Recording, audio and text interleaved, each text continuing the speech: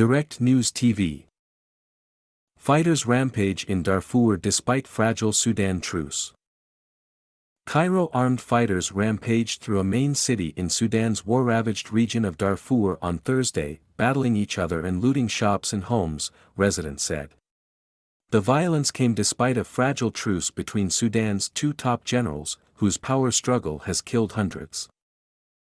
The mayhem in the Darfur city of Janina pointed to how the rival generals' fight for control in the capital, Khartoum, was spiraling into violence in other parts of Sudan.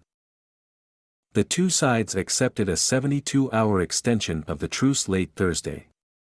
The agreement, brokered by the United States and Saudi Arabia, has not stopped the fighting but created enough of a lull for tens of thousands of Sudanese to flee to safer areas and for foreign nations to evacuate hundreds of their citizens by land and sea. The ceasefire has brought a significant easing of fighting in Khartoum and its neighboring city Omdurman for the first time since the military and a rival paramilitary force began clashing on April 15. The fighting had turned residential neighborhoods into battlegrounds. Both the military, led by General Abdel Fattah Burhan, and the paramilitary Rapid Support Forces, led by General Mohammed Hamdan Dagalo, said late Thursday that they accepted the extension of the truce. U.S. Secretary of State Antony Blinken, who has spoken repeatedly with both generals, had earlier acknowledged the limits of the ceasefire. "We've had a 72-hour ceasefire, which like most ceasefires is imperfect but nonetheless has reduced violence," he said. British Foreign Secretary James Cleverly urged UK nationals who want to leave to get to an airfield north of Khartoum for evacuation flights before the truce runs out Thursday at midnight. The situation could deteriorate over the coming days, he warned. Britain said it has evacuated 897 people on 8 flights to Cyprus, with operations continuing. Even in the capital, fighting has not stopped, residents said. In the western region of Darfur, residents said the violence was escalating to its worst yet.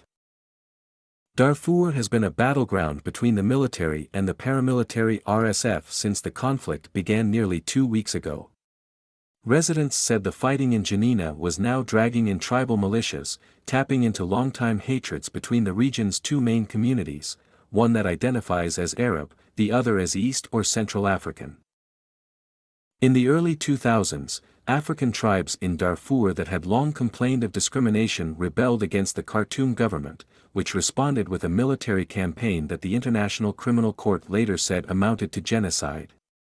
State-backed Arab militias known as the Janjaweed were accused of widespread killings, rapes and other atrocities. The Janjaweed later evolved into the RSF. Early Thursday, fighters who mostly wore RSF uniforms attacked several neighborhoods across Janina, driving many families from their homes. The violence spiraled as tribal fighters joining the fray in Janina, a city of around 500,000 people located near the border with Chad. "The attacks come from all directions," said Amani, a Janina resident who asked to withhold her family name for her safety. "All are fleeing." It was often unclear who was fighting whom, with a mix of RSF and tribal militias, some allies of the RSF, some opponents, all running rampant. The military has largely withdrawn to its barracks, staying out of the clashes, and residents were taking up arms to defend themselves, said Dr. Sulla Tour, a board member of the Doctors Syndicate in the West Darfur province, of which Janina is the capital. The syndicate estimated that dozens of people were killed and hundreds wounded. Almost all of Janina's medical facilities, including its main hospital, have been out of service for days, and the sole functioning hospital is inaccessible because of the fighting. Criminal gangs looted the main hospital, stealing vehicles and equipment and destroying the hospital's blood bank, the syndicate said. Fighters, some on motorcycles, roamed the streets, destroying and ransacking offices, shops and homes, several residents said. "It's a scorched earth war," said Adam Haroun, a political activist in West Darfur, speaking by telephone with the sound of gunfire at times drowning out his voice. Haroun and other residents said the city's main open-air market was completely destroyed. Government offices and aid agencies' compounds were trashed and repeatedly burned, including UN premises and the headquarters of the Sudanese Red Crescent. 2 major camps for displaced people have been burned down, their occupants, mainly women and children from African tribes, dispersed, said Abdul Shafai Abdallah, a senior member of a local group that helps administer camps. Elsewhere in Darfur, there have been sporadic clashes, particularly in Nyala, the capital of South Darfur province. Thousands have fled their homes in Nyala, and others are too afraid to go outside for food and water, Abdallah said. Earlier this month, fighters allegedly from the RSF destroyed and looted warehouses for the World Food Programme and other aid agencies in Nyala.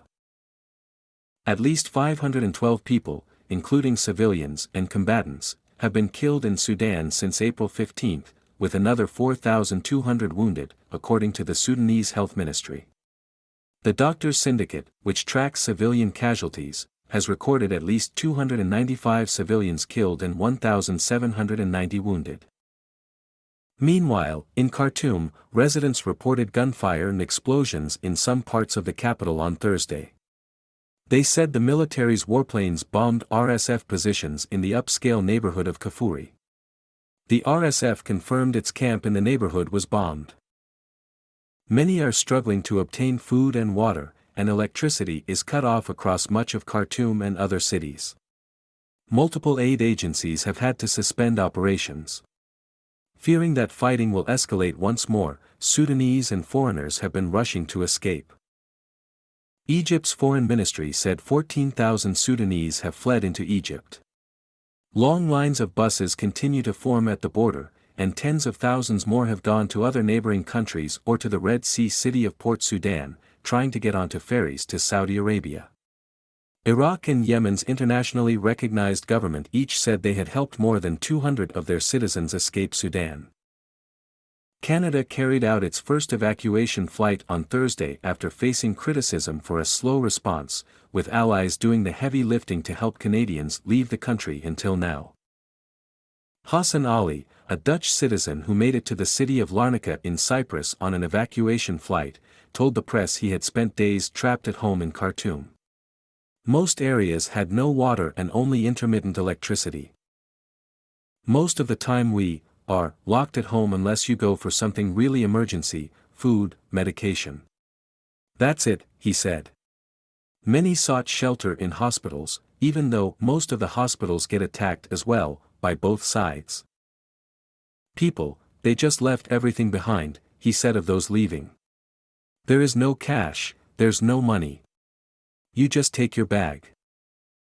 My name is Kingsley.